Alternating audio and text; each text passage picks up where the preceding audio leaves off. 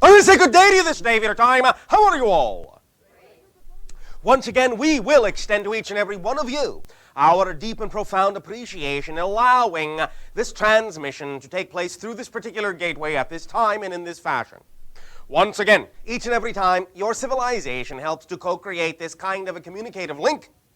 It expands our understanding of the infinite by allowing us to experience through each and every one of you that many more perspectives that the infinite can express itself within. So we thank you for this gift. We would like to begin this transmission this day of your time with the following idea. We have discussed with you from time to time different ways of expressing or describing the concept of what physiological reality is. First and foremost, once again, we remind you that physical reality is not really something that you exist in. Physical reality exists within you. It is a concept experienced apparently outside yourself, because that's the definition of how you experience yourself as physical reality. Not in, as physical reality. So everything that is physical is, in a sense, an expression or a reflection of your consciousness interacting with itself, experiencing itself from a different point of view, from a particular modality, from a particular perspective. Now, we have discussed the idea of the structure that your consciousness creates within itself that represents the structure of physical reality. All of these, of course, simply being analogies, but from time to time, an analogy and a symbol can help illuminate another way to interact with yourself as a physical concept, as a physical consciousness, or physicalized consciousness. So we would like to add one more understanding this day of your time, another symbol, another analogy, another illustration for how you can look at the idea of the structure of physical reality, and perhaps it may give you a little bit insight into how you can utilize or blend with or facilitate your experience and creation of physical reality a little bit more effortlessly, a little bit more easily than you have heretofore done. Many of you now know that in this age of acceleration, you are exploring the expansion of consciousness, in which you are discovering that you are more than just the concept of a localized awareness, a localized being. You are expanded. You exist on multidimensional levels. At the same time, you also experience this particular aspect of your collective consciousness as a localized physical presence.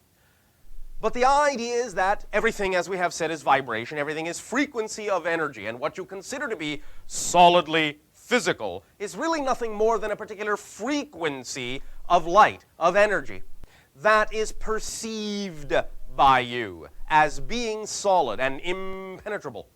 But this is simply a matter of frequency rate, oscillation rate. The idea, therefore, is to begin to really understand yourself as a physical construction, as really a vibration of light, a vibration of electromagnetic energy. If you will begin to imagine that everything you call an atom, a subatomic particle, a solid idea, is really not solid as a piece of matter, except in the idea that it is a fluctuation of energy that you perceive as solid, that is vibrating at a certain rate that makes it seem impossible to pass through. If you begin with the idea that everything is just the same kind of energy in motion, vibrating very rapidly, you can understand how it can be made to seem impenetrable or solid, in that something that is moving back and forth very fast, you may not be able to get in between it fast enough, in between the spaces fast enough, and so by coming up against something that is vibrating at a high rate of speed, it may appear to be something you cannot penetrate. But there are, as all of you already know, spaces in between those vibrations. And the idea of interpenetration and allowing physical reality to be more malleable, more flexible, more easily manipulated by you into the form you wish it to be, is to learn to match the frequency of physical reality, so that when you are matched, when you are synchronized, you can then more easily slip into the spaces, because they are not vibrating faster than you, these other energies, and thus you will be able to allow the concept of physical reality to be expressed through your consciousness in such a way so as to have a higher degree, shall we say, of control over exactly how physical reality manifests itself. So the way you need to do that is to accelerate your own frequency, match the vibration of the frequency of your reality, and then when you are in lockstep, you will find that physical reality really is nothing but, in a sense, a projection, a, shall we say, self-realization of one particular way you may have of looking at yourself, and you will understand that physical reality is really nothing but a mirror, a reflection of whatever the strongest idea of yourself is what you may hold to be true at any given moment. So one exercise you can do, if you wish to participate now, very briefly, is to imagine, if you wish to close your eyes, this is all right, imagine that a particular solid object, or your body, is literally made of light, vibrating, flickering at a certain rate, on, off, on, off, on, off, on, off, but so fast it is almost imperceptible. In your imagination now, slow it down enough, or speed up your perceptibility so that you can see the flickering, almost as if you were seeing your body as a ghostly flickering image, vibrating very rapidly, but you can see the flickering. You can see it there, not there, there, not there, there, not there. Then, allow yourself to see an object in physical reality and see the idea of your physical reality also flickering. Every object, on, off, there, not there, at a high rate of speed. Perhaps various objects vibrating at various rates of speed, so that nothing is really vibrating at exactly the same rate. Allow yourself now to look at the concept of what you might consider to be your future self, your more evolved self, a self that operates on a higher frequency rate, vibrating, flickering faster than the image of the body that you have in your mind that represents your present self does. See the comparison.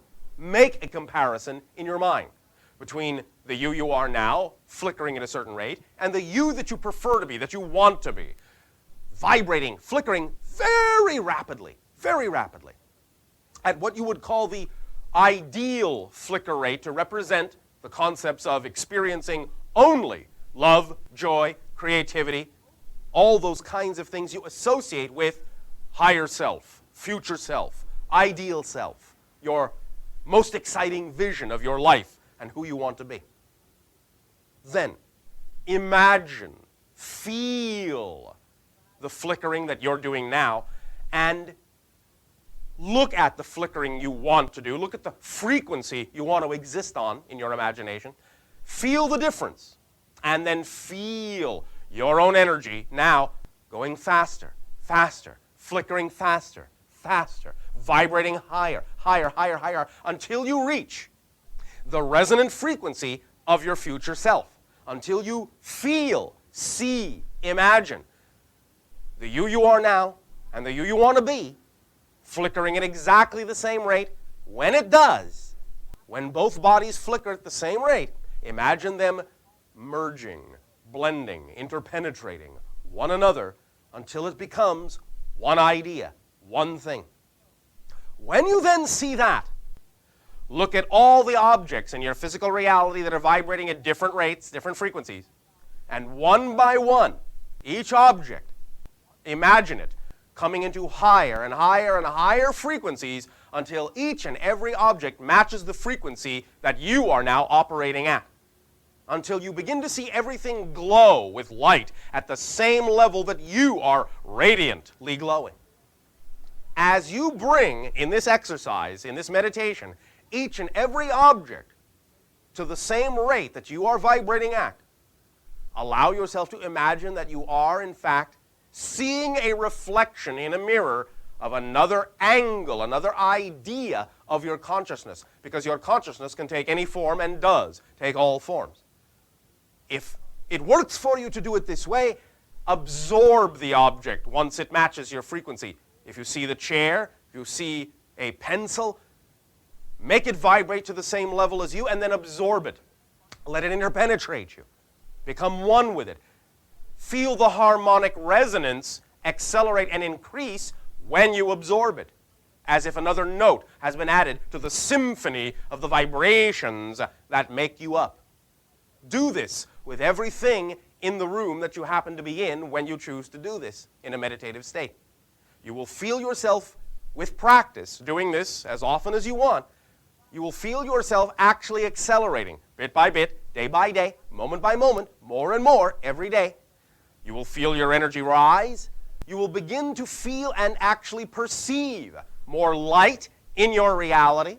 You will begin to perceive physically an effect that will make it seem as if your reality is more flexible, more malleable, less, shall we say, obstructive, less solid in that sense, that things are flowing more easily. You will begin to see other things as a reflection of you, feel them, know that they are, rather than just intellectualize this concept.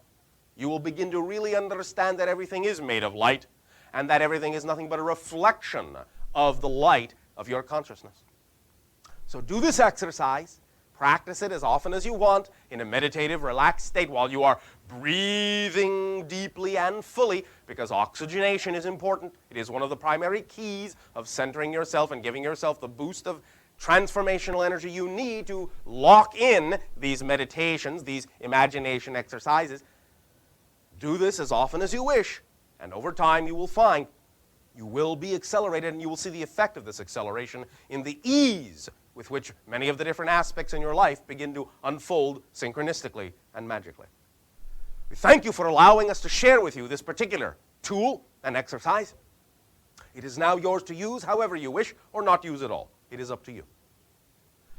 But in return for the gift that you are giving our civilization this day of your time and allowing us to experience this interaction with you, I ask now in return, in what way may I and my civilization be of service to you? I'll say good day to you this day of your time. How are you all?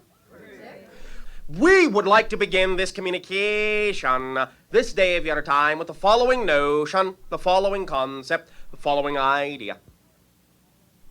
As many of you may be beginning to realize, as you expand your exploration of consciousness, the concepts that you call space and time, as we have discussed now and then, are becoming a little bit more slippery, as you might say in your language. Many of you are actually beginning to experience odd and unusual shifts in time and space, odd and unusual, as you say, coincidences and synchronicities. You may begin to see an acceleration of many more events where you wind up exactly where you need to be when you need to be there.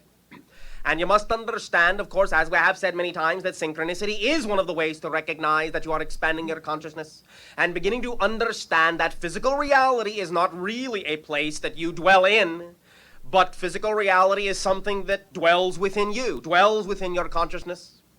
And as you change the idea of who and what you are as a being, as an entity, as a consciousness, then the concept and the experience of physical reality will, of course, change along with it.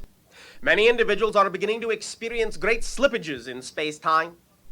They are finding themselves sometimes winding up in places they have no idea how they could have gotten to, yet they got there nevertheless. They are finding that they may be experiencing slippages in time, finding themselves arriving at places that heretofore it would have been impossible for them to arrive at in the amount of time they had in which to get there.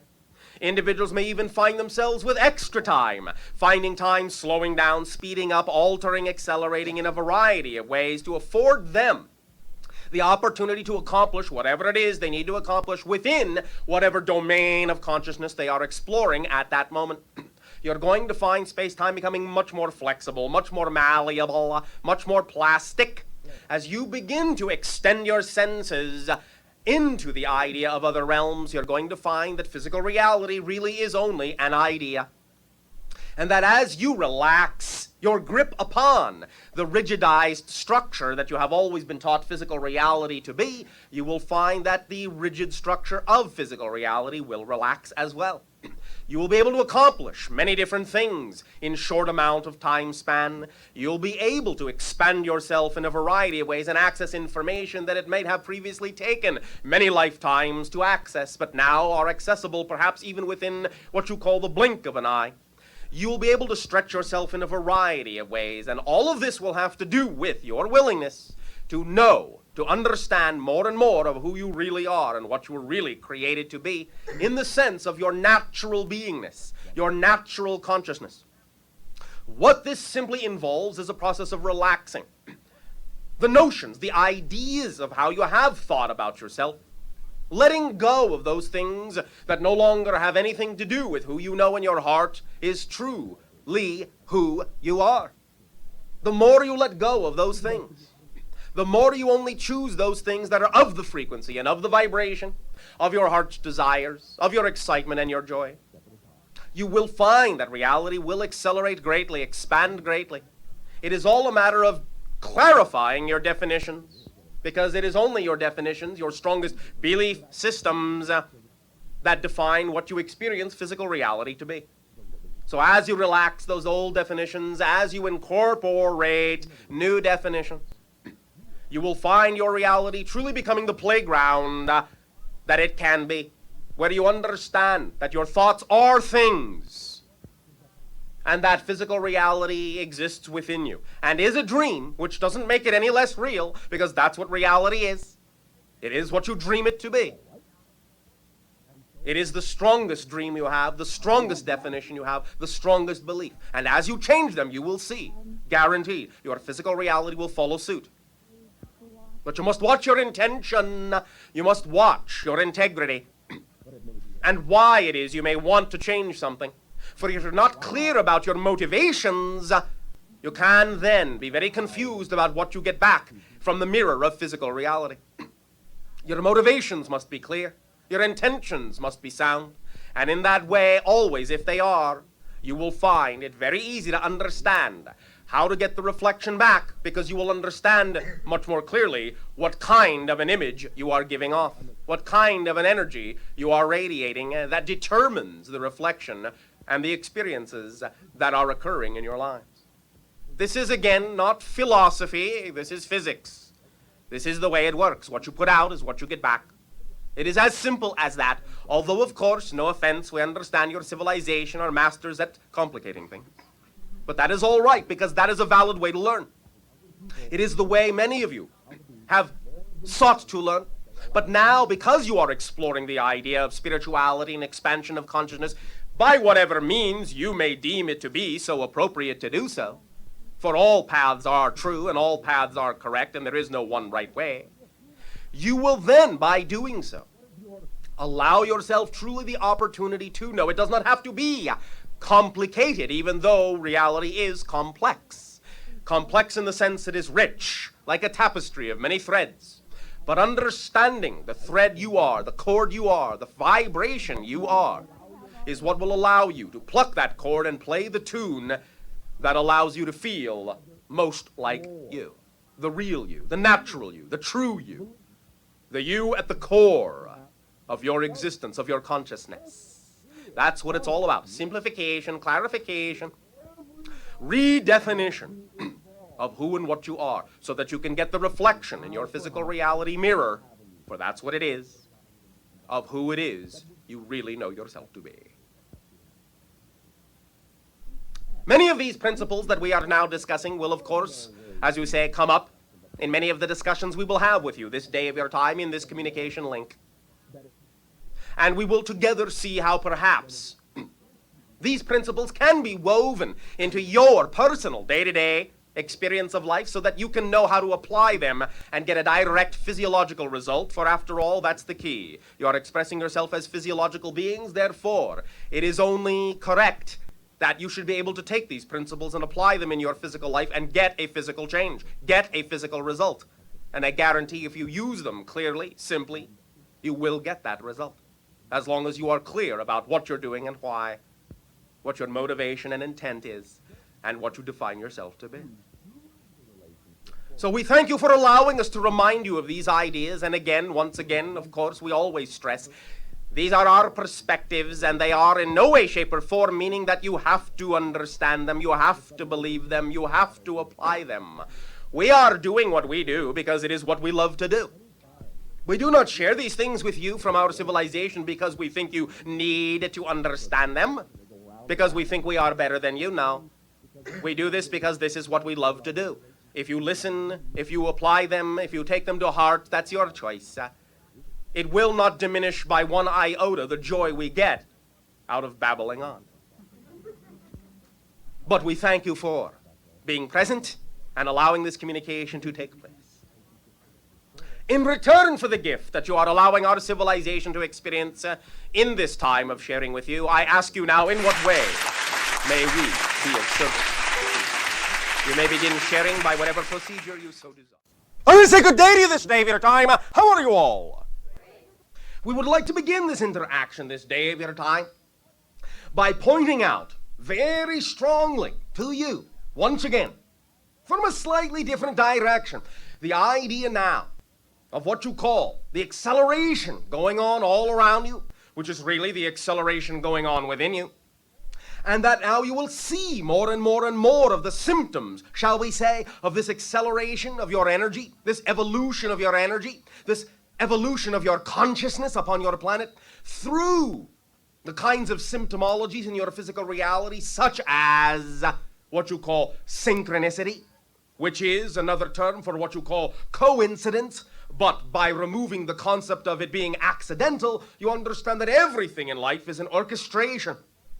Everything is the result of a choice that your consciousness makes, and every choice your consciousness makes has an impact, a profound impact upon everything that occurs in your physiological reality. Synchronicity, being in the right place at the right time, seeing exactly, hearing exactly, meeting exactly the right people when you need to, the right thing when you need to, the right phrase at the right time, exactly when you need it to, knowing that something is going to happen and then seeing it manifest. All those ideas of the increase of sensitivity of your senses to other energies, to the timing of things, to the orchestration of life. These are the things that you now will find happening more and more and more on a daily basis in your reality as you become more accelerated, as your energy becomes more heightened and more in alignment, more synchronized with the higher energies of the dimensions toward which you are evolving. You are now being able to draw consciously, no longer so much subconsciously or unconsciously, but more and more consciously upon these energies, upon these knowingnesses, so that rather than just ascribing these ideas of knowingness to your dream life, to your imagination, now they are beginning to leak, shall we say, into your day-to-day physical experience, so that you are becoming more psychic, more prescient, more telepathic, and being able now to see all around you more examples of the appropriate and perfect timing of just being in the right place, as we said, just meeting exactly who you need to meet, when you need to meet them, so on and so forth. And your life begins to become an ecstatic explosion of synchronicity, one moment after the next, unfolding magically, miraculously, as you may use those terms. But you must understand something very important. What you have for thousands of years in your language called miracles and magic is really the way life naturally works when you allow it to. When you get out of your own way, so to speak, when you stop attempting to impose the idea of control over how life unfolds, then you will see that miracles are the natural order of the day, that life can come together in spontaneous creation, providing exactly what you need, exactly when you need it, and not a moment before, but not a moment later either. Let your life work that way by starting to get more practice of getting into the flow of the idea that your life already works. You don't have to make it work, it already works flawlessly, because each and every one of you were created in the image, as you say, of the infinite creator. You are a co-creator, and everything you think, every choice you make, every idea you have spontaneously generates a result in your physiological reality. Because physical reality is not something you dwell within. Physical reality is an extension of your consciousness, a projection of your consciousness, a mirror that reflects the strongest definitions, the strongest beliefs that you have been taught to think are true, that you have been taught to think are the most likely things that are possible to be experienced in your reality. So when you change your thoughts, you change your definitions, and you allow yourself, you grant yourself the permission to know that life can be miraculous as the natural order of things, then bit by bit you will see your life become so. It will unfold more effortlessly, more magically, more creatively, and you will know that you are at the core, at the center, at the seed of all those things, that life doesn't happen to you, it happens through you. And bit by bit you will get a better sense of that, and you will know that control is really letting go, because if life already works, You have but to simply see a vision and act according to that vision, and with absolute conviction and certainty know that if you are at one with that vibrational vision, then life will just unfold naturally in that way. You don't have to wrestle your life into position. You have for thousands of years been taught that this must be so, and look where it has gotten you. You have lives of struggle and pain and suffering and dis-ease, and you are very, very, very, very, very, very, very, very, very, very, very, very tired.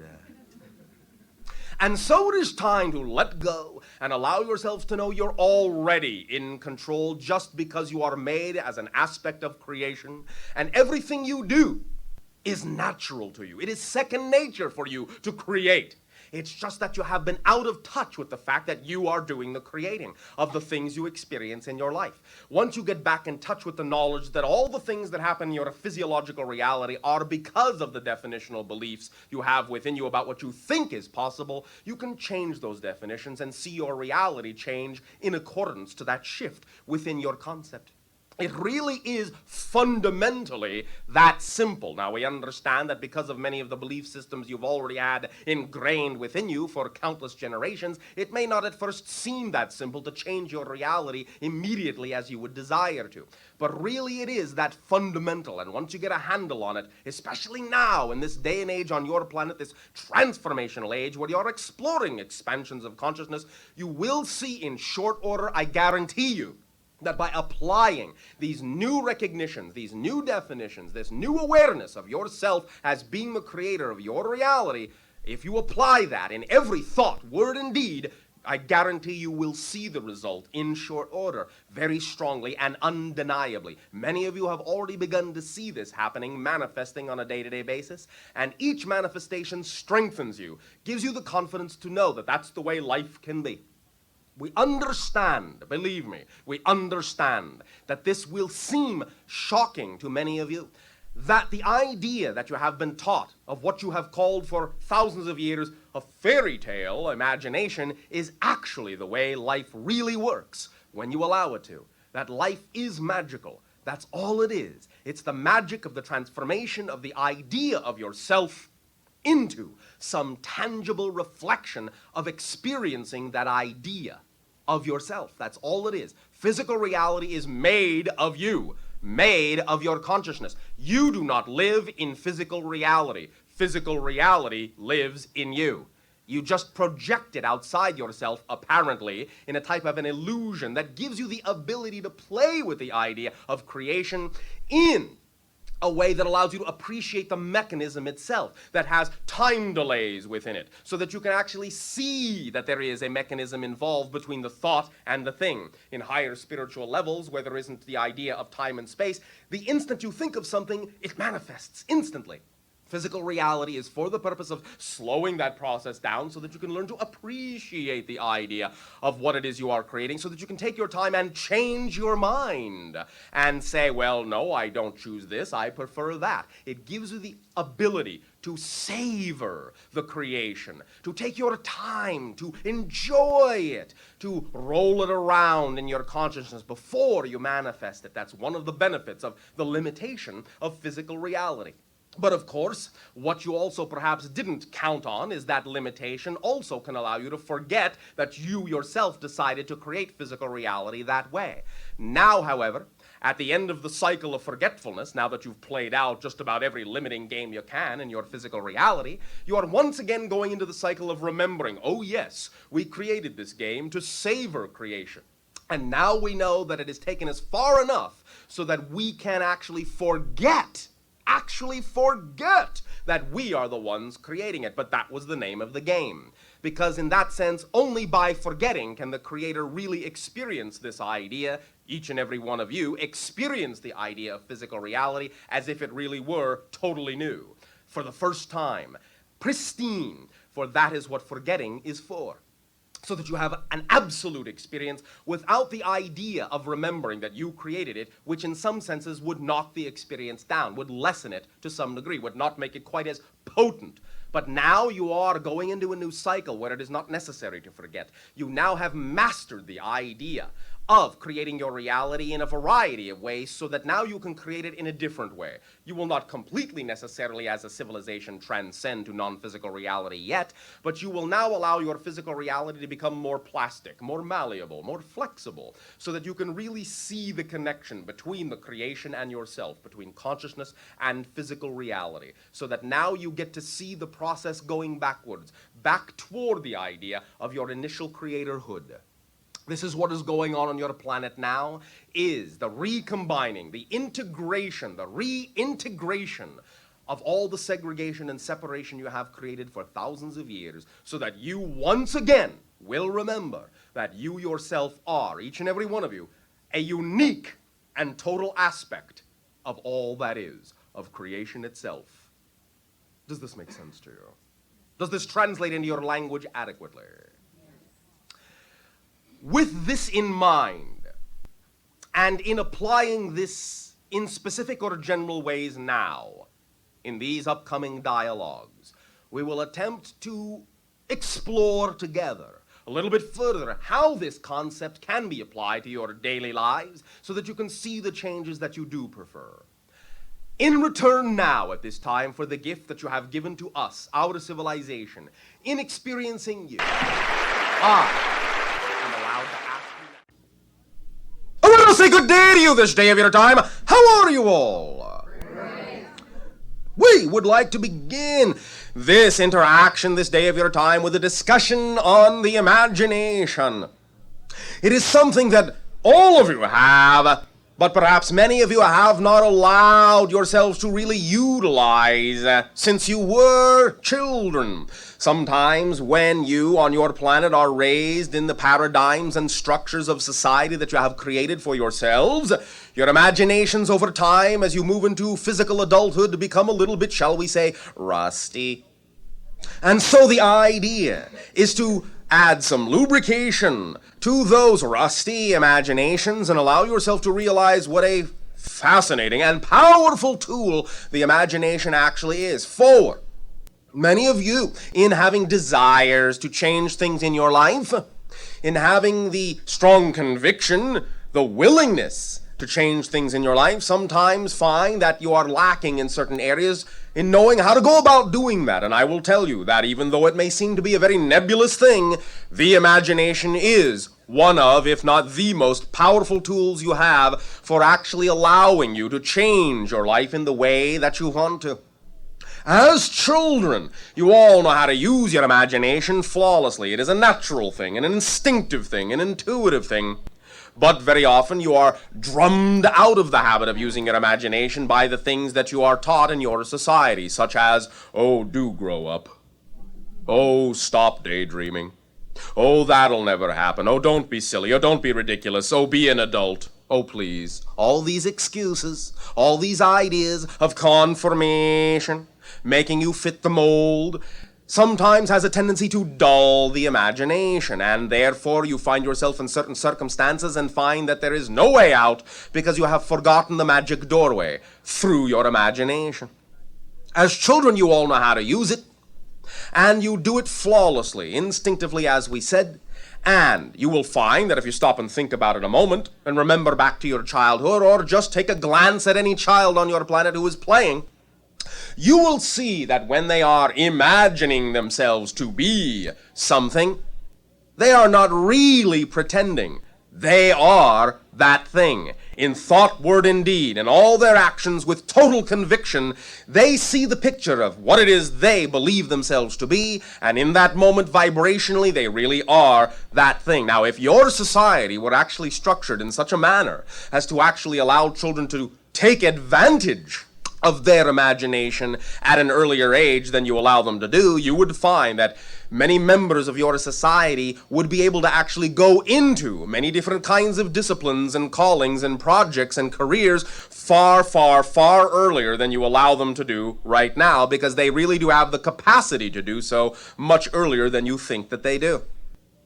The idea is to get back in touch with that playful imagination, that freedom of spirit, that freedom of vision, so that you can create the blueprint, create the template that gives color and shape and form to your dream, your inner wishes, your true desires, your heart of heart wish, so that you can know that whatever the strongest images are that come up in your imagination that represent what you say you would really rather be doing in life, really are more than just the concept of wishful thinking or daydreaming. They really are the pictures that are accurately and precisely representative of how you could be living your life. Why? Because your imagination is vibrationally keyed to your particular personality. And you contain a set of probable realities that you have laid out for yourself in this physical reality. And your imagination is like the library of all the things that are achievable by you. And the things that contain the highest energy, the most passion, the most excitement, and the most creativity, the most vivid images that come into your imagination with regard to the things you could be doing in life are the images that are most representative of the things you actually could more easily achieve in life than the things you're doing that you don't enjoy. But when you have taken it upon yourself to include all sorts of belief systems that say your imagination is nothing, it's not real, this is reality, grow up, then you short-circuit your ability to use your imagination as an actual template, as an actual blueprint that very precisely defines in pictorial form the kind of life you actually could be living, and shows you, when you see yourself in that imaginary future, in that imaginary endeavor, in that imaginary picture, shows you how to act in order to become the frequency of that reality, and in so doing, to attract that reality into your life, to attract all the circumstances, the situations, the opportunities, the people that can allow you the opportunity to manifest, to solidify, to crystallize around you the picture you see that is representative of your highest passion and excitement in the gateway of your imagination.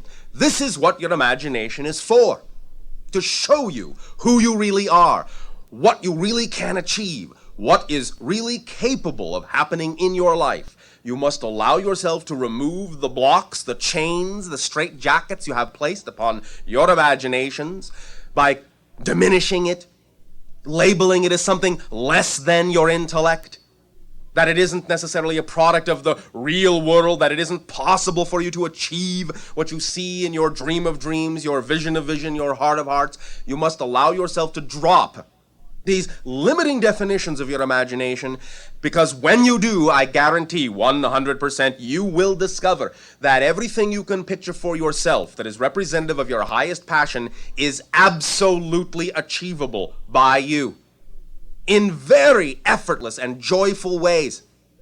It doesn't mean you will not have challenge. It doesn't mean you will not grow. It doesn't mean you will not have puzzles and mysteries to solve, but you do not need the struggle, the effort, the pain of attempting to become what it is you know in your heart you would like to be. Because you will find that actually, in fact, all of the pain, all the struggle, all the suffering, all of the spinning your wheels, as you say in your language, when it seems like you are running as fast as you can and getting nowhere, all of that comes from attempting to be who you are not. When you allow yourself to be who you really are, which your imagination can show you in clear images, you will actually find that the so-called impossible dream, unreachable vision, is actually the most effortless and joyful thing that could happen in your life if you will allow yourself to believe that that's who you really are. Guaranteed. You all follow along? All right. Now, there are many ways to allow yourself access to this imagination, and in the discussions we shall have this day of your time, some of these methodologies will come out, but I will tell you that one of the strongest ones, and everything will key into this, will be that once you have the picture in your imagination, you must take action. In every way, shape, or form, as close in proximation as you can to the images you see in that vision, in your imagination. You must act like the you in that dream as closely as you can in order to create the vibration that will attract the elements of that reality and allow them to manifest. Action and imagination must be bonded into one idea, not two, one. So that as you see, you are, and as you are, you experience. That is how reality is created by you. You take actions that create a vibration that attract the opportunities representative of that frequency. When you are operating on a certain frequency, you can only get, this is simple physics, you can only get the reality representative of that frequency. When you are operating on a frequency that is not representative of the reality you want, there is no way for you to get that reality. Simply by definition. Let this be a simple principle that has profound impact in your life. And you will understand that it will take very little to make all the difference in your world if you are but willing to act on the imagination you are capable of conjuring within you. Now, in return, once again, for your willingness to allow us to experience the gift of your consciousness, I ask you, in what way may we be of service to you? I want to say good day to you this day of your time. How are you all? We would like to begin this transmission with the following notion that we would like to entitle, That's the Spirit. The idea really is to understand, as many of you are beginning to, that you have in your language many indicators that the idea of being at one with your spirit involves and invokes the idea of a higher frequency, a higher energy that you can utilize in your day-to-day reality to great effect, to great application. Such phrases as, that's the spirit, get into the spirit of the thing, a spirited exchange, give you the indication that you know, at least instinctively, that the idea of being aligned with the concept of spirit brings more energy to whatever endeavor it is you are participating in. The idea to also, of course, understand is not so much to think of yourself as a spiritual person, but more accurately as a personalized spirit. It has been said already on your planet and recognized that you are not really so much a human being having a spiritual experience as you are a spirit having a human experience. You are spirit, and in that sense, simply your physiological personality, your physiological body, is simply your spirit in physical terms, in a physical modality, in a physical translation. So when you think of yourself exploring the concept of consciousness, of spirituality, please recognize that what you are doing is really looking at your true nature, your true self. And this in no way, shape, or form is a denial of physiological reality. Please do not make the mistake of understanding the idea of exploring spirit as a divestment of the physiological reality. As we are saying, physical reality and spirit in essence are one and the same idea, but just different modes of expression of that idea. In the same way that the idea of ice and water, liquid water, are the same substance, so too the idea of the physical and the spiritual really are made of your consciousness, but are simply different forms, different expressions, different conditions of the same substance, so to speak. So there really is no great separation between physical reality, spiritual reality. There really is no great gulf between them. They are only slightly different by a matter of frequency, by a matter of vibration, by a matter of effect, by a matter of perspective. And as you now are opening more doorways within your consciousness to explore the whole idea of how you can pragmatically and practically apply the concepts of spirituality to your day-to-day physical existence, you can take a moment to realize that it really isn't a great leap to make. that you can do so, that you can apply more and more understanding of spirit to physical reality, because really, fundamentally, when you say it comes right down to it in your language, living your physical life to the fullest, acting on your joy, being as creative as you possibly can be, being as loving as you possibly can be, acting in the direction of your truth as much as you possibly can, living your physical life to the fullest is one of the greatest acts of spirituality you can possibly express. So the idea really is to not necessarily think that exploring spirituality has to involve looking hither, thither, and yon, as you say, somewhere way out there into some great and mysterious dark place necessarily that is difficult to find. But all you really have to do is really look at yourself, understand yourself, and understand that it is only by your definition of yourself that you create the apparency of physical reality from the true existence of your spirit, of your consciousness. So allow it to be more one thing, would be our suggestion. Allow yourself to begin to see and feel the concept of spirit as your true energy. And everything you do, everything that you deem to be worthwhile as an endeavor, then by all means, get into the spirit of it. For if it is worth doing, it is worth doing fully. Otherwise, then, if it is not really what you really believe to be representative of your truth, your joy, your excitement, your best endeavor, I would strongly suggest that you don't do it. Because when you fill your life with things that are not representative of your true frequency, you make no room, you leave no room for the things that truly are. And your reality can only then reflect to you the things that are representative of your joy, the things that are representative of your happiness, to the same degree that you are willing to express your full energy of spirit and your full recognition of what is true for you in the life you chose to live. For you did choose it. It is not an accident. You orchestrated it in many ways, not always all the specifics. You always leave open the element of surprise, spontaneity. But in many ways, the general themes of your physiological lives, you have chosen and orchestrated what kinds of ideas you will in general explore. So make the most of this by knowing that you are left as a physical personality spirit with the free will to determine exactly how you will explore those general themes you laid out for yourself. To what degree you will allow yourself to be yourself. For that is fundamentally the only real purpose you have in your life, to be yourself as best as you possibly can.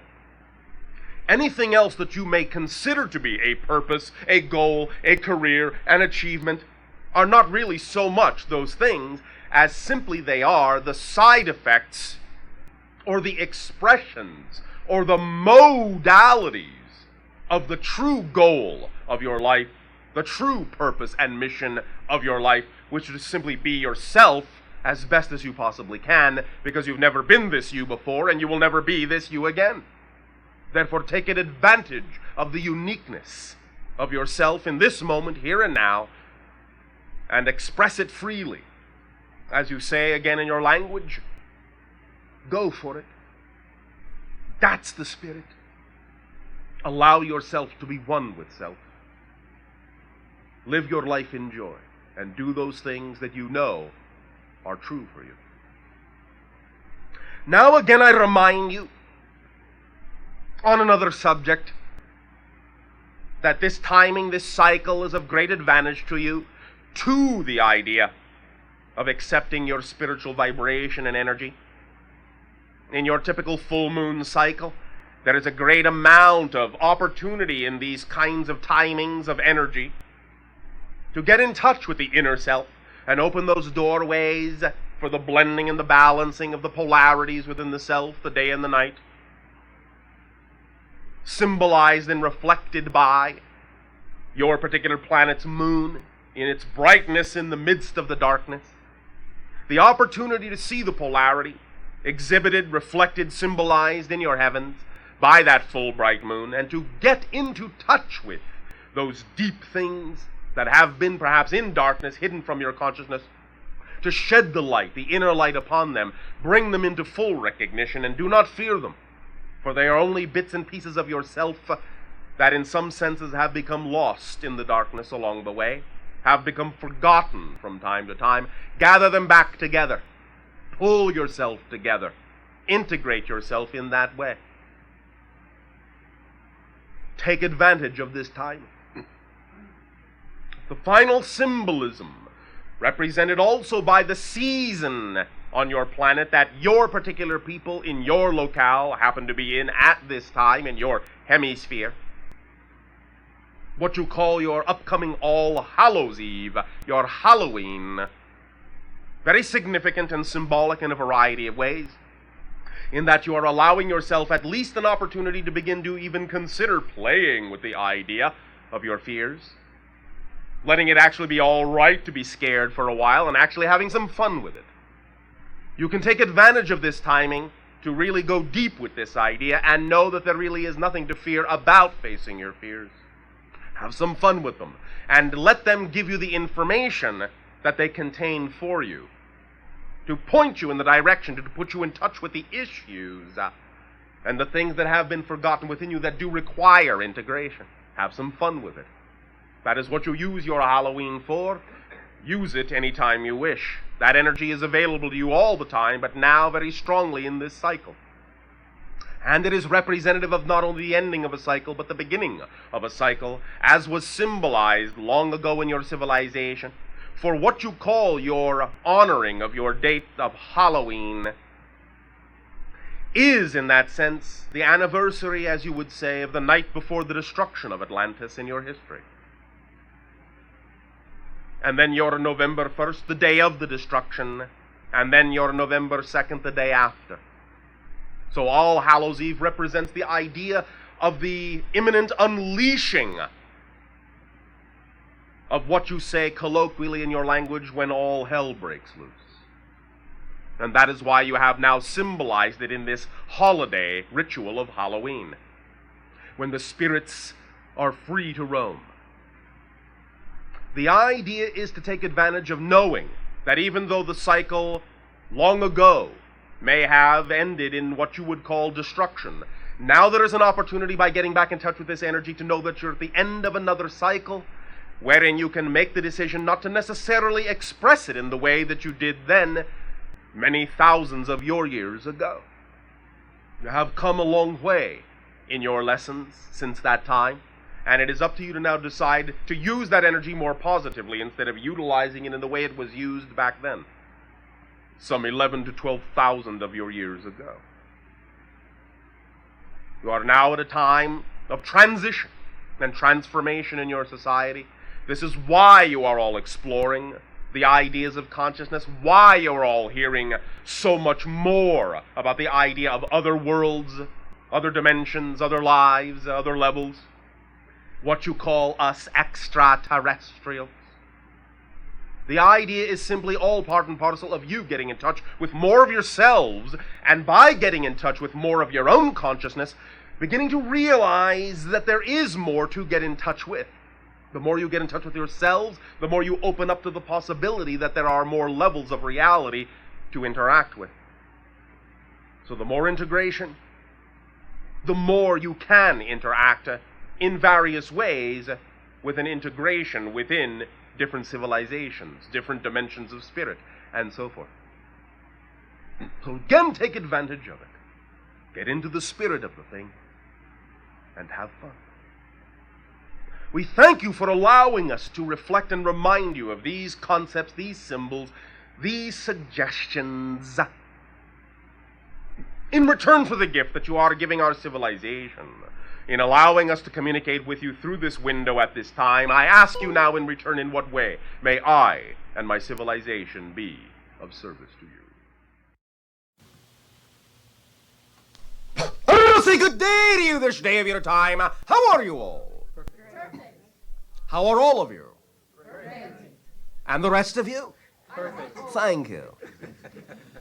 Allow us to once again thank each and every one of you for establishing the link in this way at this time between our respective civilizations.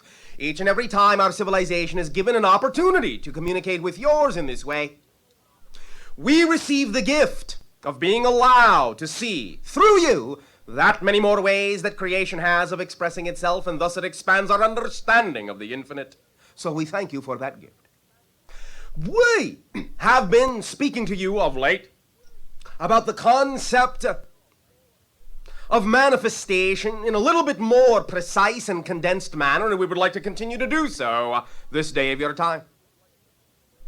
There are many different aspects to the idea of how it is your consciousness manifests the day-to-day reality that you experience, but we would like to sum it up in a very concise three-part harmony.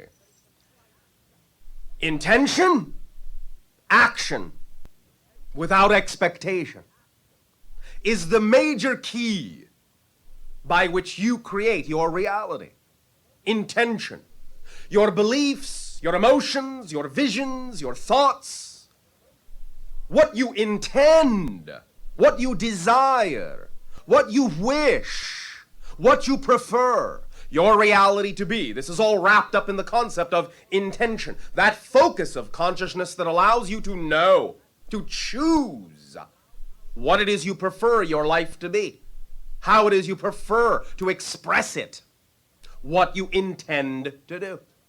But intention is not enough for manifestation, for bringing that wish, that vision into your physical reality. It must go hand in hand with action, physical action, for you are physical beings, and in order to manifest your intention, you must ground it in physical reality, and this is done through physical action. When you have an intention, you must act on the opportunities that come to you, that are representative of the joy of your vision, of your dream, of your wish. You must act out the scenario of the vision you see in your mind as best as you can, as closely as you can, to the vision that you see, that you say is representative of your dream, of your wish, of your desire. You must act like the person you see in that vision already in order to become the vibration of the reality. Because if you don't become the vibration of the reality, the frequency of the reality, the energy of the reality, you cannot attract the reality. You have to be the vibration first before you can attract it magnetically to you.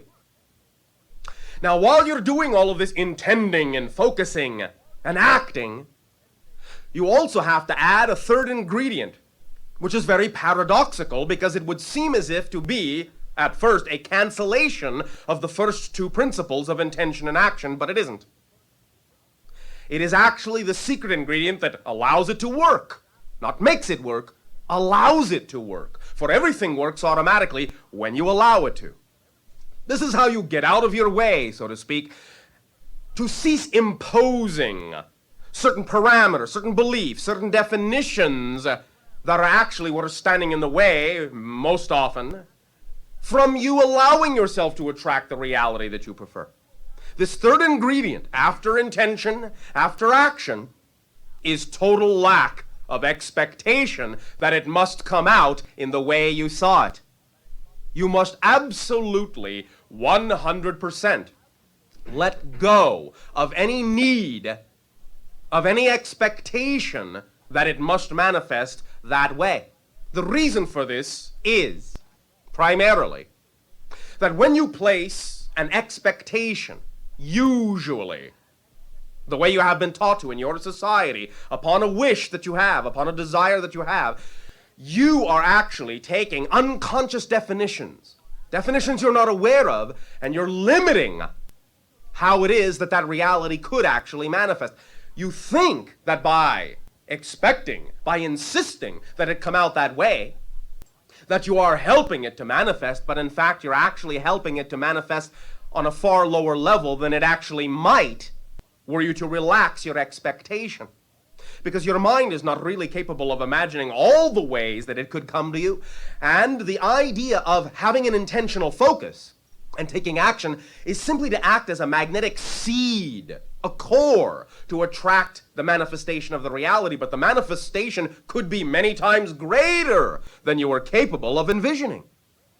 So by placing a certain expectation that it must come out exactly as I saw it or it won't be right, is actually limiting the way it could come out even better than you imagined. You must let it go, because the universe already works. It's a mechanism that knows how to manifest automatically.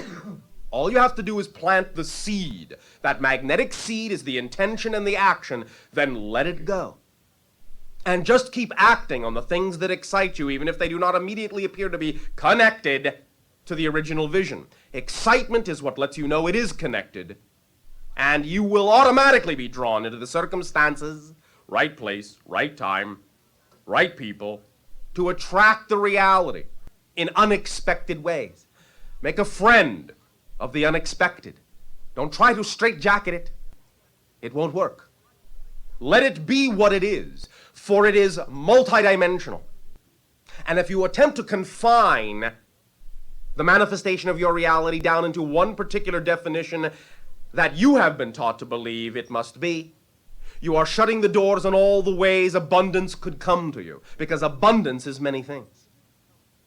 So intend, have the vision, act, be that person in that vision, then let it go.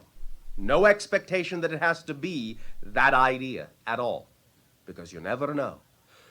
You might actually be capable of receiving a reality that is more reflective of the total you, rather than the little slice of you that your personality has been trained to be.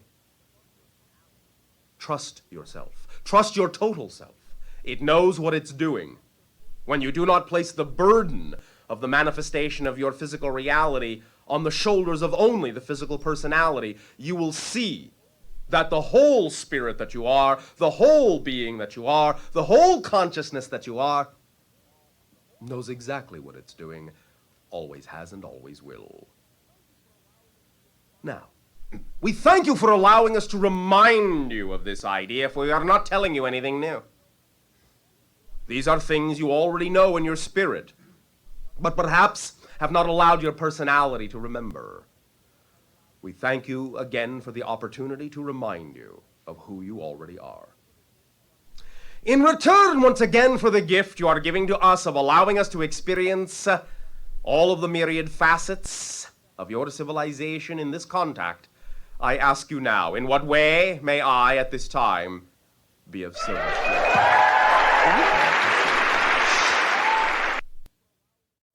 I will say good day to you this day of your time. How are you all?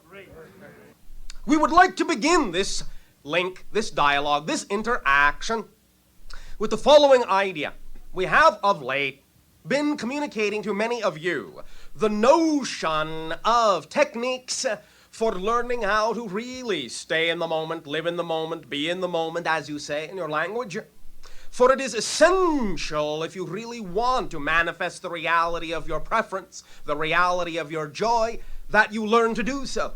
Because only by living in the moment do you allow yourself to be capable of receiving the kind of transformation and the kind of change you say you prefer in life. The reason for this, fundamentally, basically, is because there is only now. Anytime you look, it will never be then. It will only be now. And therefore, if you are not living in the now, you are not, shall we say, present enough to receive the reflections, the gifts, the ideas that you say you prefer in your reality. If you are not at home when opportunity knocks, then it shall go unanswered. It shall go unexperienced by you.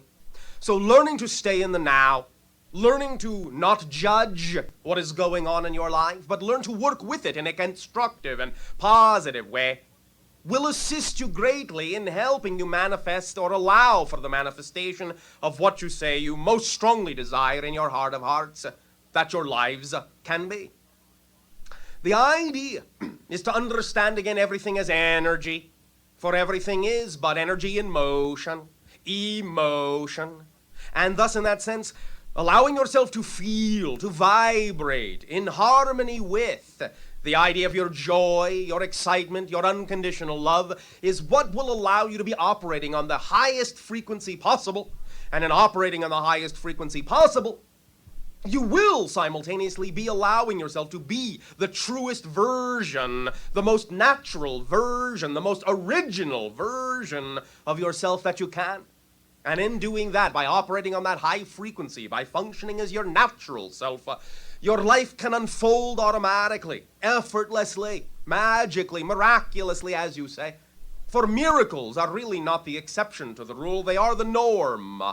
Your reality has been created to be the exception to the norm of experiencing magic and miracles all the time. Synchronicity, or what you call strange coincidence, is really all there is. It is the way that your physical reality has of interpreting the fact that everything is connected, that everything is one. You can only experience this linearly by seeing this connected to that, this happening at the right place, the right time, just when something else very important happened, coincidentally. That's the way that your physical reality can best express the fact that everything is connected, that everything is one, that everything exists in an overall concept of eternal now. But when you experience yourself as physical beings, you bring with that experience the definition of breaking things up into time and space. And so the closest you can really get to the concept of really experiencing everything eternally now is the idea of the synchronicity, the coincidence, that right place, right time, connective feeling that lets you know that everything really is one, but you can experience that in a one after the other kind of effect in your reality. But still it can unfold very effortlessly, very magically, if you learn to stay in the now.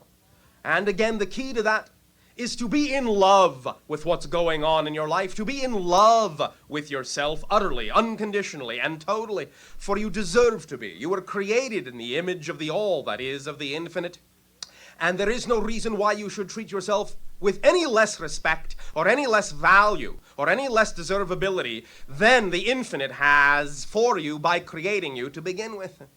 If you were worthy of creation in the eyes of the infinite, why argue with that gift? Why discount that idea? Why judge yourself so harshly? Understand that when you may be misaligned with your integrity, yes. Understand when you may choose to do things that are not necessarily constructive, yes. But if you understand that you are making choices that are not representative of your preference in a beneficial way, then learn from that in a positive way and let that lesson teach you what it is you do prefer.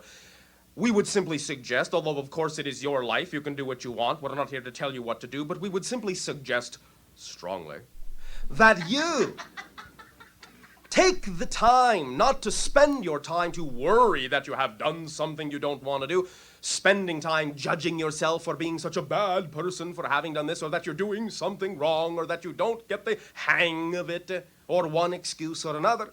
For in choosing to focus on that, you're only adding more judgment, more time, more negativity to yourself, and making it more difficult for you to be able to see your beauty, your naturalness, your immediacy, your ability to stay in the moment, your ability to love yourself.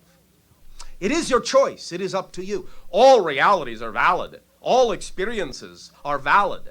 Even those in which you judge yourself in a negative way are valid because, again, you can learn from them. But it isn't so much, again, the idea of what happens to you. It's what you do with it, what you make of it, how you respond instead of react to it. It's learning to allow everything to serve you in a positive way, regardless of how you have been taught to think those things are supposed to be in your life, for what reason, or this or that, or that they're supposed to be negative, or supposed to be one thing or another. There is no supposed to be. There is only what you have been taught to label things as.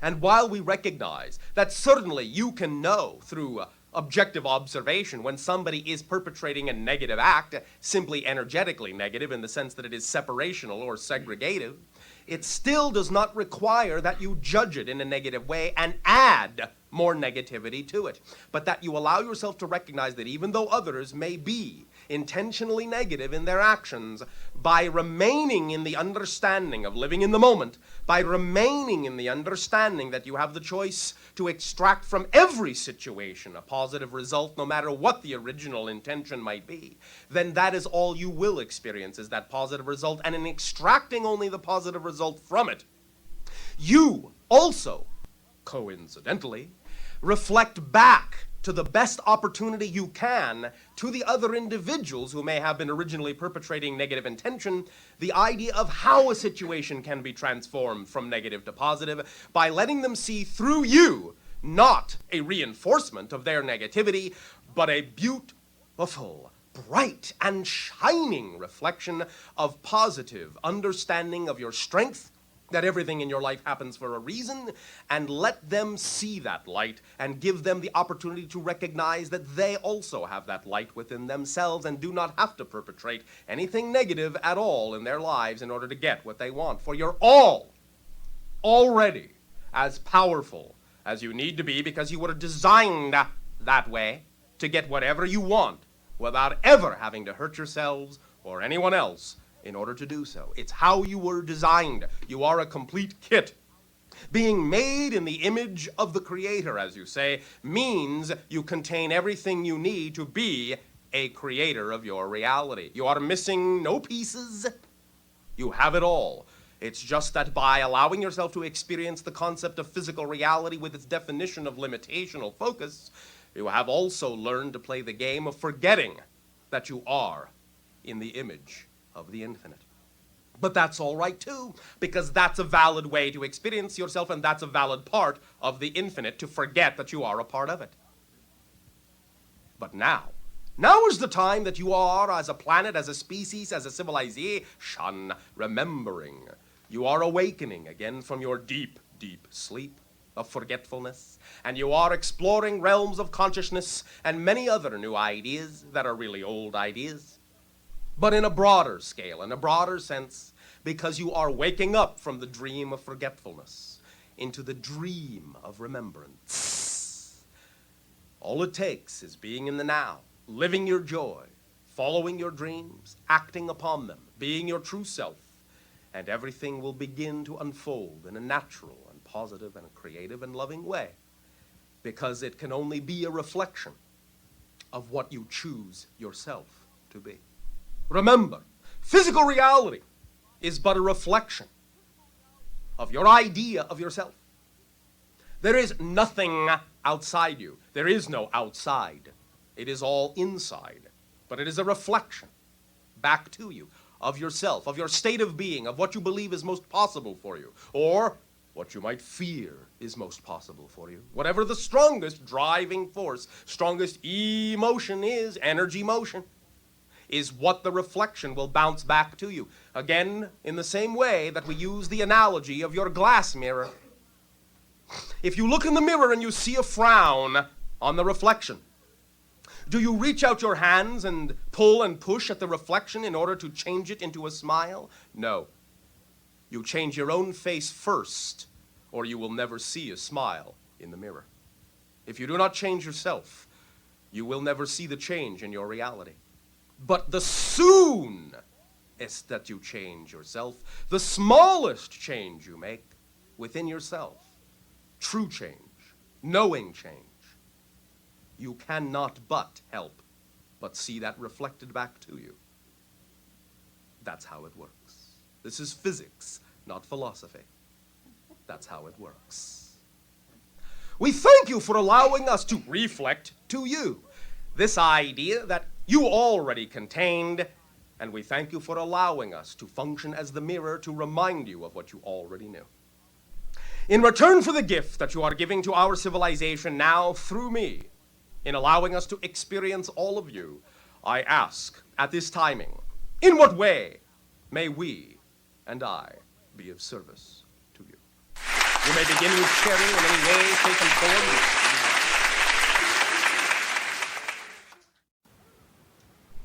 I want to say good day to you this day of your time. How are you all? We would like to begin this communication, this day of your time, in the following way, by reminding each and every one of you, briefly, once again, that while it is critical and important for you to gather knowledge, data, information, it is equally important that you apply that knowledge, information, data, through your actions in your daily lives. For if you do not, you will not fulfill the connection that is necessary for the manifestations you desire. Knowledge is all well and good. Ideas are all well and good. But without the application of knowledge, there really is no effect. For you are not at cause in your life in that sense. You must allow yourselves always the understanding that while meditation will help clarify who you are by putting you in touch with the infinite knowledge of all that is, in your center, as you are quiet, you align, you harmonize, you synchronize with the infinite knowledge of all that is. But once you have some knowledge, some understanding, if you do not then come back into focus in your lives, and through joy apply that information, then you are not creating the balance between heaven and earth, as you say in your language, that is necessary for you to see the rewards, reap the effects of that knowledge, of that information. You are physical beings, and application and action are just as important as aspects of spirituality as any idea or concept or information that you may have within your imagination or within your heart of hearts. Your desires, your wishes, these are important, powerful, and potent energies.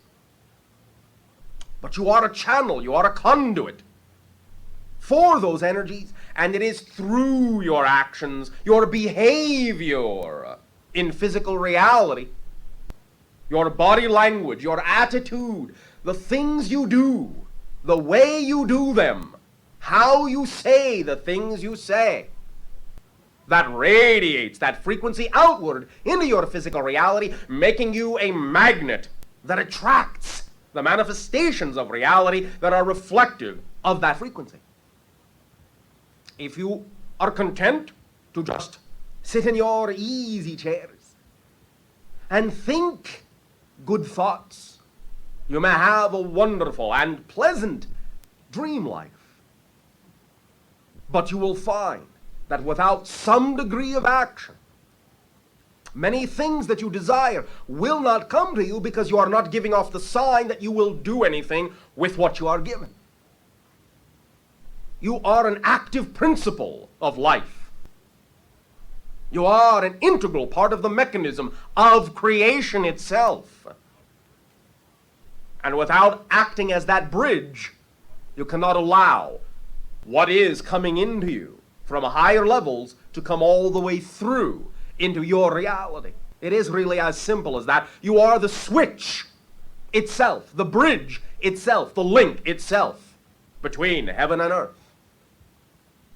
The idea, again, as we have said before, when you get in touch with the way things could be, with the ideal reality, it is not the purpose to run away from the earth in search of that ideal reality, but to bring that energy down to your planet, to create heaven upon the earth, as you poetically say in your language.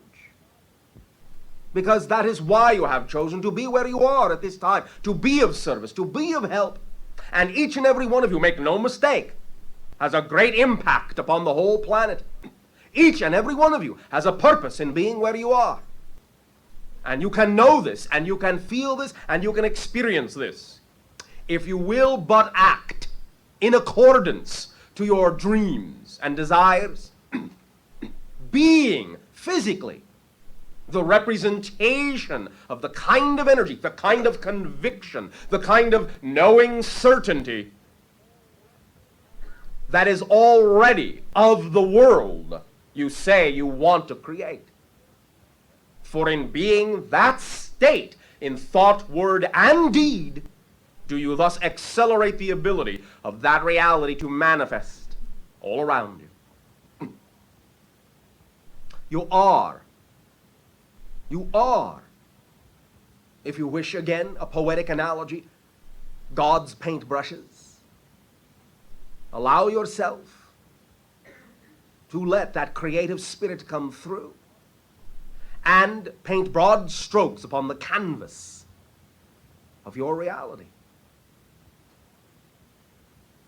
You are the brush, but you are also the painter. You are also the canvas. You are all of those things simultaneously. You are the action itself. You are the experience itself. You are the process itself. No segregation, no separation, no process to learn to live life. Living life is the process.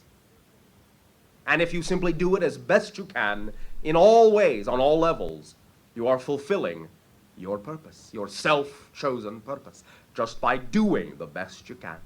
At any given moment, it's all you need to do. We thank you for allowing us to share a slightly different perspective of this idea once again. We find that it is important to urge you into action, for we know we can see the kind of realities you can manifest if you would but move as if you already lived within them. And we know it will delight you no end when your idea of yourself and the way you express yourself are one. So we thank you. And now, in return for your gift, we ask you, in what way at this time may we be of service to you? You may begin with sharing if you wish.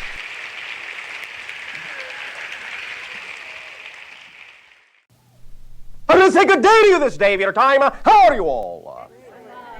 Once again, we take this opportunity to thank each and every one of you for allowing us to communicate through this particular gateway at this time to your civilization. Once again, each and every time, our civilization is afforded an opportunity to communicate with you in this way. It opens up our understanding of the universe by experiencing through each and every one of your unique perspectives that many more ways that the infinite has of expressing itself. So we thank you for this gift. We would like to begin this transmission this day of your time with a subject that we would like to entitle Etheric Fauna and the Dragon.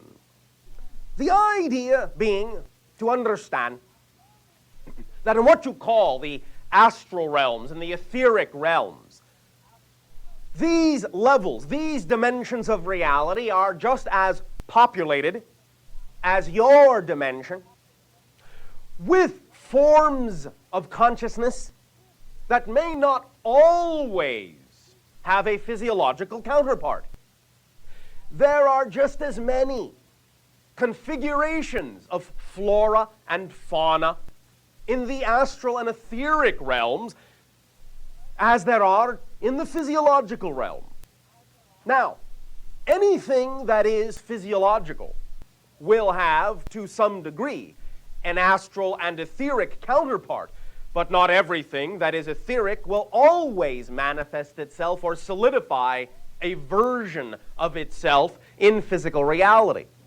So in many ways, the idea of the etheric dimensions, the astral levels, in many ways, they will contain things that you do not experience in physical reality as a manifestation of life, though sometimes there may be temporary, momentary projections and or manifestations of etheric life in physical reality that then may give rise to mythologies and legends and memories of certain creatures and beings and so forth, and then they may again disappear back into the etheric levels, raise their vibrations back up to the etheric realm, and so in a sense seem to disappear from physical reality, again giving rise to the mysteriousness of these reports, of these so-called mythologies and legends that individuals know they have perceived,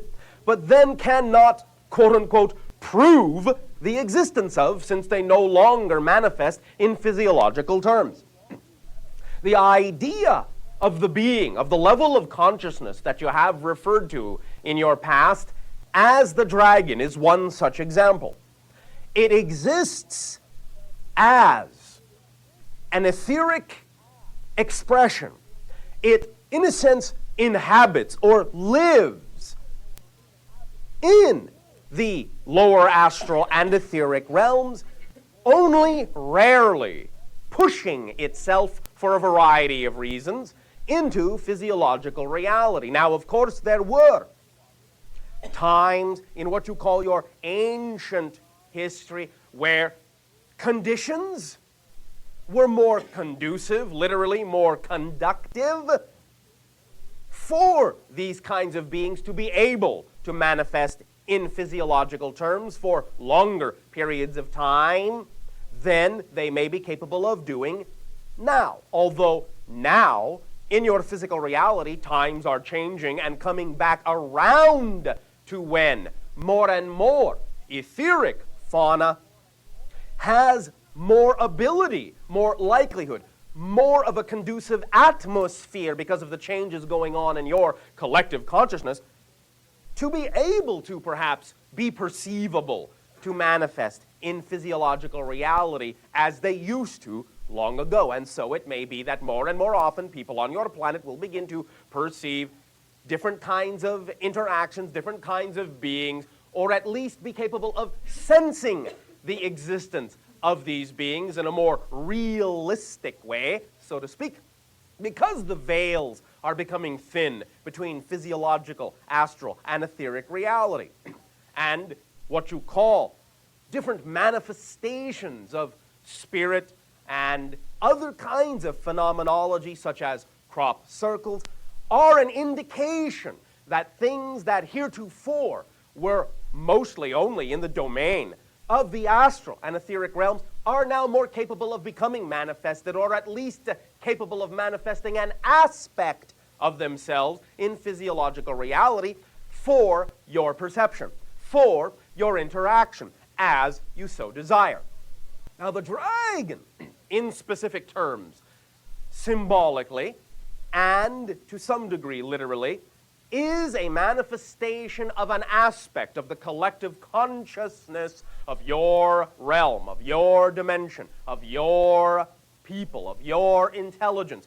It is connected to many other things as well in the idea of your past journey, in the idea of where the spirits of that which is now human also connect to and come from, but as a manifestation of a being in that particular format that you call the shape of the dragon, there is now ability to understand that this being represents the core, very deep, ancient core of humanity's psychic wisdom and its ability to express itself in a multitude of ways, even within each individual, in that each individual contains a multitude of personality aspects and can express the self as an aspect of the infinite in a multitude of ways. This is why many of the more ancient symbols of dragons express themselves or are represented by multi-headed dragons, what you call the Hydra, with many heads. This was an expression and a representation that the core, autonomous, archetypal being of the dragon was representative of many different levels of your being and capable of expressing itself in many different ways, even within one individual, of presenting many faces. In that context, you will find that now that you are gaining more insight, more understanding of your multitudinous personalities within each and every being, you can begin to tap back into that core power, that ancient power that is representative, in fact, of your full of your fullest expression of power in physiological reality. That is what the dragon generally and most simply symbolizes, your fullest expression of power in physical reality. The idea is also that because it is ancient, it expresses and represents the initial inception of humanity into physical reality, of spirit into physical reality in the earth plane. That is why it is represented by that kind of creature, in that the first expression or first level of expressiveness of your physicality in terms of your ability to think, your ability to perceive and interact in physical reality, in the brain is represented by what you often refer to as the reptilian brain, the primitive, simple brain. The dragon is representative of this level as far as your collective intelligence is concerned. In other words, the combination of all of your reptilian level of the brain combines to form the level you call the dragon. And so when you tap into the dragon, you are tapping into the most original, most essential, most primitive, but not in a negative sense, level of your initial inception as spirit collectively into physical reality. And thus, when you tap into that, can express that initial recognition and realization and connection to all the things of nature, of physical reality, and all the things of astral realms, and all the things of etheric realms and spirit realms that will allow you to reclaim, in a sense, your grounded power, your ability to function with conviction and commitment in the way that you recognize the power of the dragon to represent. Also, you will recognize that to some degree now in this day and age, one of the manifestations of your ability to allow the etheric realm to manifest itself more concretely will be some of the interactions that many of you are now having with what you perceive as a reptilian species. This is simply a reflection of another aspect of the collective humanity and all the connections you have with other beings that all together, you, the Greys, the reptilians, many others, that all together, I would ask you to understand, are different faces and different aspects of one larger intelligence.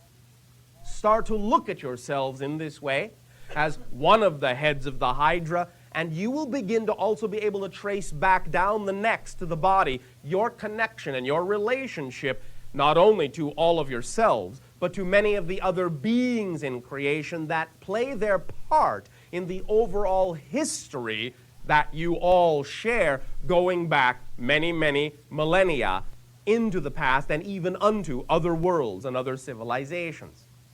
This is the time of the expression of that power, of the expression of becoming the dragon, the mage, the wizard, the sorcerer, so on and so forth, and allowing yourself to know that etheric fauna, astral inhabitants, etheric inhabitants, you all have counterparts there.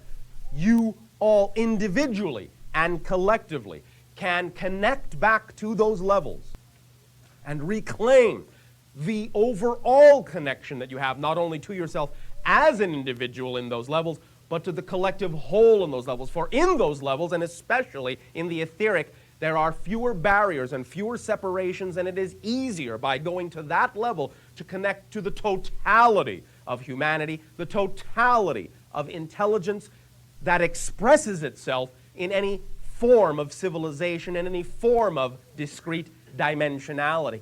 To understand your connection to it, to understand how to relate to it, and to understand how to bring through and express that connection where it is applicable and germane for your present experience of the physical earth domain. Let all that sink in. Remember that you are hearing this also on many different levels.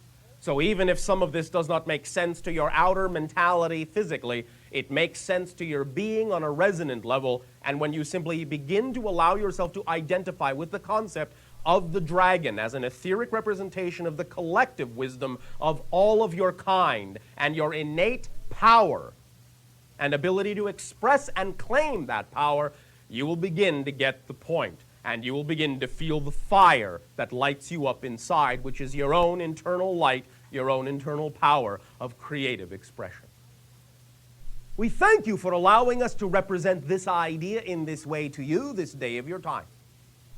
Once again, in return for the gift that you are giving to us and our civilization, we ask now, in what way may I and my world be of service to you? Bashar. You, good day. Hi, Bashar. Now, let us talk a little bit about some of the ideas of the kinds of dreams that will manifest in your 21st century that you can participate in. And we will come back to a little bit more discussion later of the personality construct of belief, emotion, and thought patterns and action. But let us look ahead into an alternate now. Now, because the future doesn't really exist, it all exists now. What are some of the exciting things that are going to be created by you in the 21st century? Well, very important area that is going to be expanding is the idea of information. So many more of you are going to allow yourselves to find new and exciting ways to receive and share information about so many different things.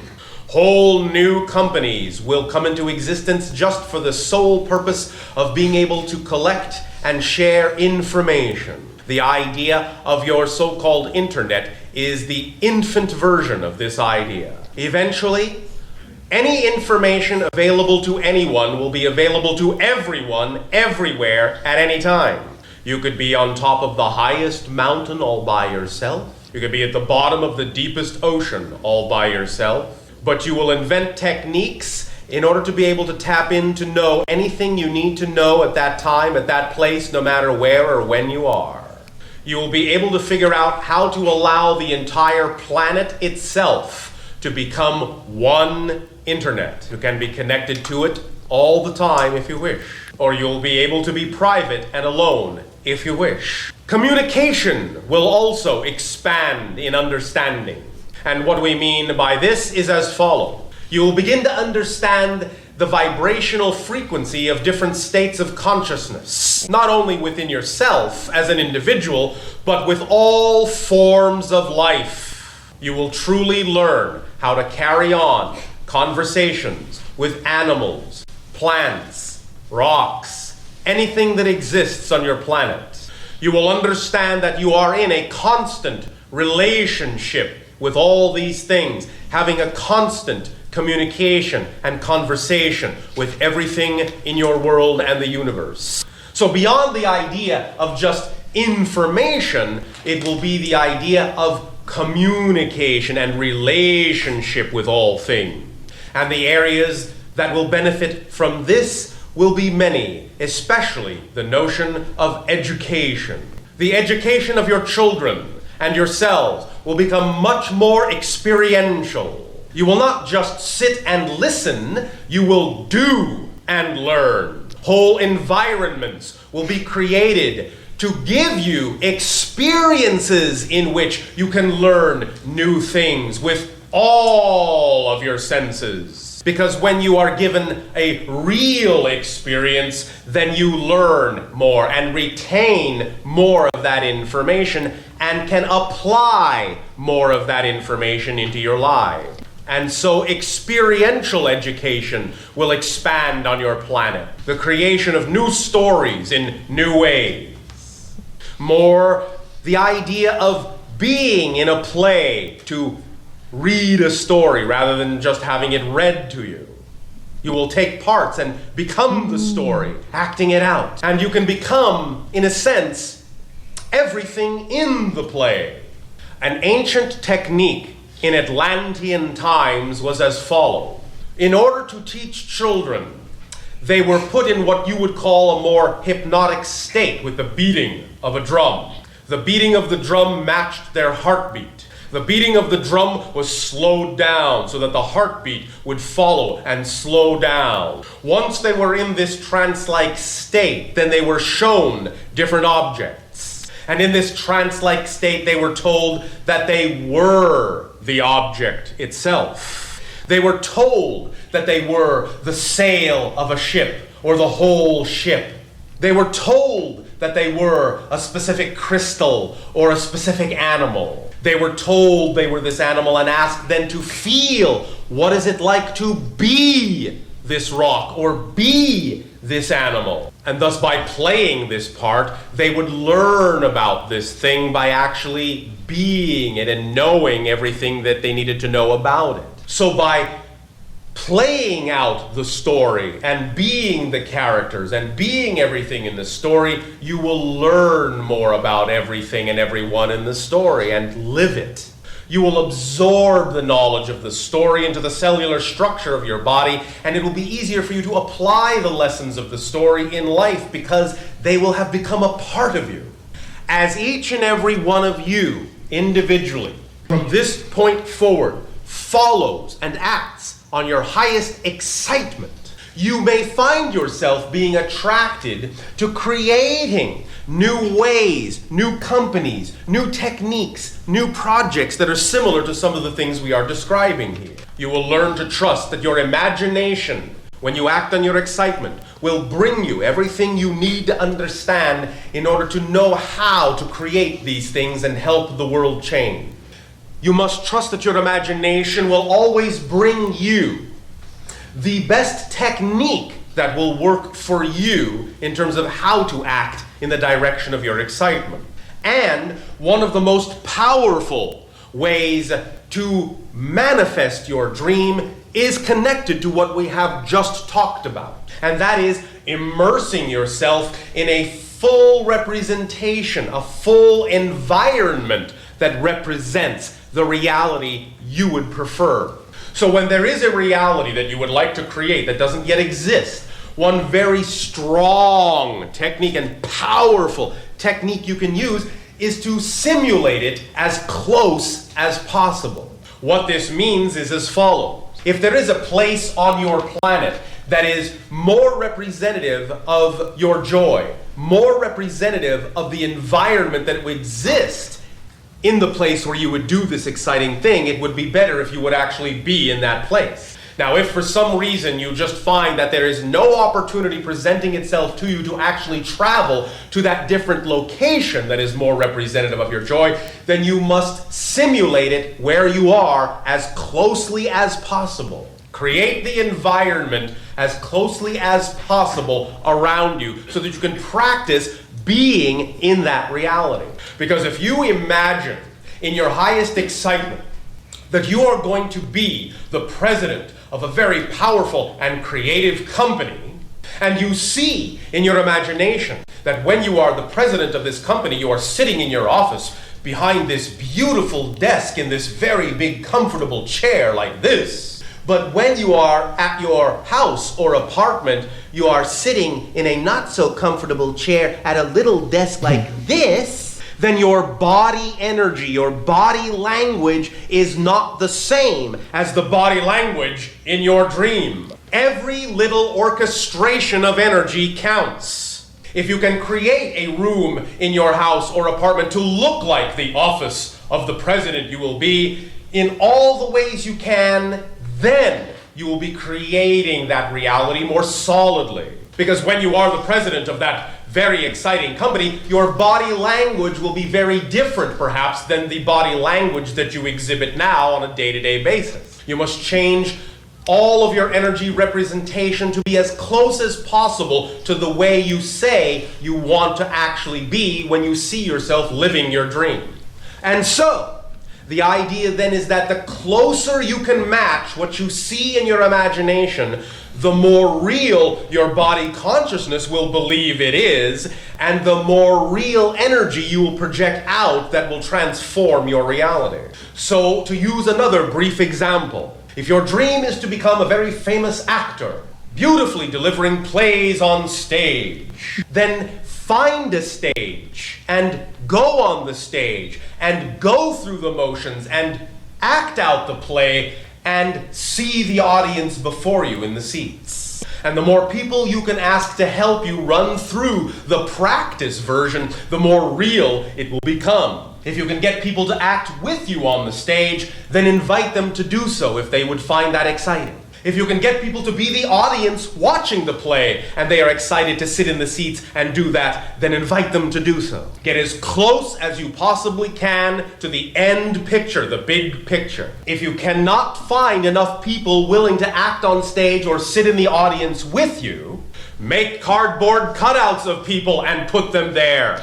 Because it will make a difference to your body language if you are actually acting with and acting for something that your eye goes to. Do not put limits on your imagination. Get as close as you possibly can to simulating the dream you say you want to live. And practice it and practice it and practice it and make changes if the changes are more exciting.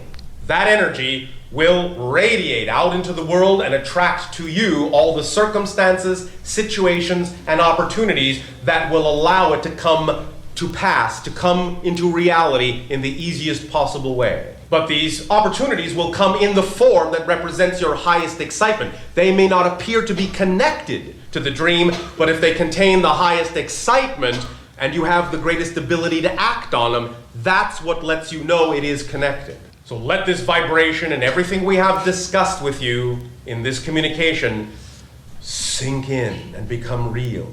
Feel it in your cells. After your nourishment break, we will have some questions to help refine the details of these ideas.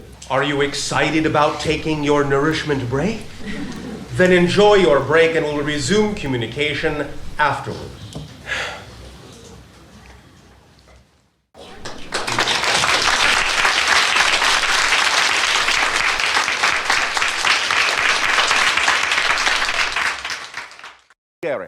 At this time, we would like to begin, first of all, by recounting and illuminating the idea of how the polyhedron structures that you are exploring can be utilized in a variety of ways to enhance and increase and expand your understanding and your ability to connect to other dimensional realms of information within and without you.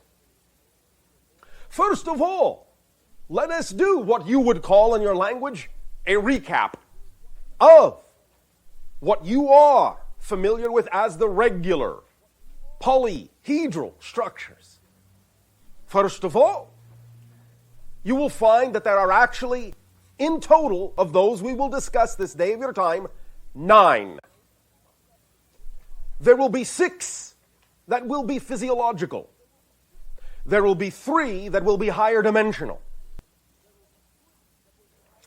Now, more often than not, you will hear on your planet of the 5 regular solids, specifically meaning what you refer to as the 5 platonic solids, again, specifically meaning that they are associated. Their recognition, in a sense, their quote-unquote discovery, is associated with the entity that you call on your planet Plato. But there are actually 6 regular solids, one of which was not known to Plato, but has since been recognized by your civilization. Let us begin with the 6 physiological regular polyhedron. Number 1, if you already have it, mark it down, check it, make sure it is on your list. The tetrahedron, being in a sense a 4-sided structure, or not counting the base, a 3-sided pyramid, but including the base, 4 sides, each side being an equilateral triangle. This you have, yes? All right. Next, what you call the cube. 6 sides, each of which is a square. This you have, yes? Yes. All right. The next being the equilateral octahedron. 8 sides, in a sense, that you would recognize as, again, equilateral triangles. The equilateral octahedron. This you have, yes? Yes. This would be like unto what you would call 2 4-sided pyramids stuck together at the square base. You follow? Yes. All right. Next, you usually count the concept of what you would call the dodecahedron. Yes? Yes. But do you have 2 dodecahedrons? Or 1? There is 2. There is the pentagonal dodecahedron, made of 12 pentagons.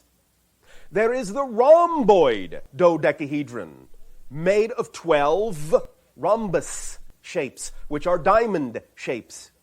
So there are two 12-faced polyhedron, two types of dodecahedron. You follow? Yes. All right. You can experiment, and we will get to this in a moment, with constructing the rhomboid dodecahedron. We will explain how to construct such a figure in a bit. All right? Yes. All right. Moving on to the final sixth regular polyhedral structure, you have the 20-sided figure, 20 triangles, equilateral triangles, that you call the icosahedron. You follow? Yes, yes? Yes. All right, thank you, thank you. Want to make sure there is someone on the other end of this transmission. Is this true? That we don't know what you're talking about? Yes. Some more than others. All right. True. Have you not, up to this point, explored the idea of the regular polyhedral solids? Yes? We've been concentrating on the tesseract tonight. All right. That is number 8. Okay. But first, number 7. And now we enter the dimension of higher realms.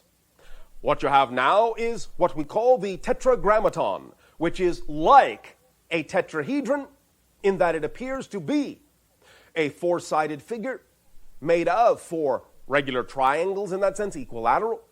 But unlike the typical regular tetrahedron, you can now understand that each of the triangular faces, each of the 4, is actually the base of another whole tetrahedron pointing inwards inside the structure, as if each face were a completely separate tetrahedron contained within the overall outside tetrahedron.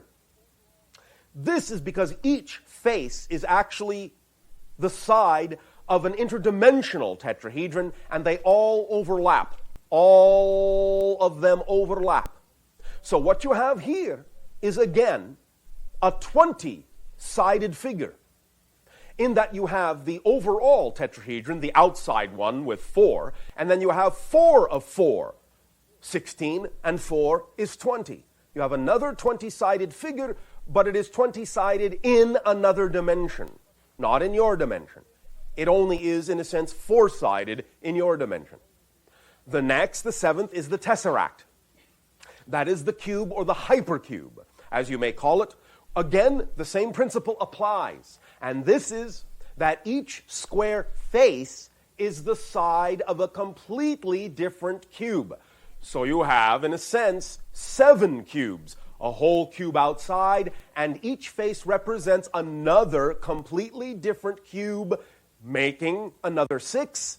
And therefore you have 42 faces in this particular polyhedral structure. But again, most of them are in another dimension. Again, it would be like you have a cube, and you can imagine that you can step into any face and be inside the cube as if it were simply a hollow structure. But that is what would happen in your normal 3-dimensional cube. You would simply step through one of the faces and be inside the same cube. In the hypercube, in the tesseract, any face you step through would actually put you into a cube separate from any other cube you step through any other face to enter. Each face is the side of a completely different cube. They are all intersecting, but they do not interact. They do not meet. If you step through one face, you are in cube number 1. If you step through another face, you're in cube number 2. And the things that are contained inside cube number 1, if anything at all, will not appear inside cube number 2 when you step through face number 2. This is the whole concept of higher dimensional polyhedral physics. The final, in that sense, is really simply what you recognize as a sphere. For in that sense, it is unidirectional. You have this, in a sense, even in your own reality, and it can said to be the idea of the 0 point, even before the tetrahedron in physical terms, for when you step in a sphere is the same in all directions. This is the same in the higher dimensions as well. Again, however, when you step into the hypersphere, you now have an infinite array of possible realities that you could experience, because each point on the surface of the sphere is really a completely different sphere. So while in the physical reality, the sphere being the 0, not the 1, will simply be that you step into a ball and it is the same ball. In the higher dimensions, the sphere will be an infinite array of realities, an infinite array of spheres contained within the same sphere. So you have the 0 and infinity at either end of the spectrum of the interim 8, or an octave of polyhedra. Are you following along so far? All right, close enough. Now, so the progression in terms of the sides, in terms of the faces, that is, will be, starting with the physical sphere, 0, and then you will have the tetrahedron for 4, then you will have the cube for 6, then you will have the equilateral octahedron for 8, then you will have 2 dodecahedrons, 2 12-faced figures, then you will have the icosahedron for 20, then you will have the tetragrammaton for 20, again forming the bridge connector from physical to non-physical reality with the same number of faces inward that the icosahedron has outward. Then you will have the idea of the tesseract or the hypercube for 42, and then you will have the hypersphere for infinity. So this is the count. Then, as you have it, 0 to the idea then of 4, and then 6, and then 8, and then 12, 12, and then 20, 20, and then 42, and then infinity. Now, the idea herein is to understand that these forms are some of the most basic structures in what you call nature, physical reality. They are some of the underlying templates, or if you wish, building blocks for how things arrange themselves in physical reality. And what this means is arrange themselves not only atomically, even subatomically, but also on a larger scale, a macrocosmic scale. Even relationships of energy follow these patterns in general. This is not to say there are not other patterns, but when we are talking about the regular ones, that is, ones that have faces that are equal to every other face, these form the basic skeleton of the underlying template of how things are arranged, or the relationships that exist throughout many different dimensions that are all connected to your particular universal reality, physical and etheric, and in that sense, the hyperdimensional connections as well. But we will concentrate and focus on what will be most applicable to your reality, since, of course, that happens to be where you're focused at the moment. So, let us begin by understanding that one of the ways, and it is only one, of the ways to use these forms is, whether you do this in your own imaginations, in your mind's eye, so to speak, or whether you create some kind of media format in which to view this occurring, will not really matter as long as simultaneously to any assistive tool you may be using outside, you also will allow this to be going on in your imagination at the same time. When you can begin to imagine or visualize these forms inside your mind, inside your imagination, when you can see them in your mind's eye, dimensionally, and you can begin to move them, to turn them, to spin them, to rotate them in your mind, you will find that they actually have the capability of making changes within you. First of all, they will make energetic changes. Secondly, they will actually instill neurological changes. Thirdly, they can even instill physiological changes within you. They are like skeleton keys. And when you can hold the form in energy strongly, and begin to associate with it strongly, and begin to move it in space and time, then it will move you in space and time. You will go along with it.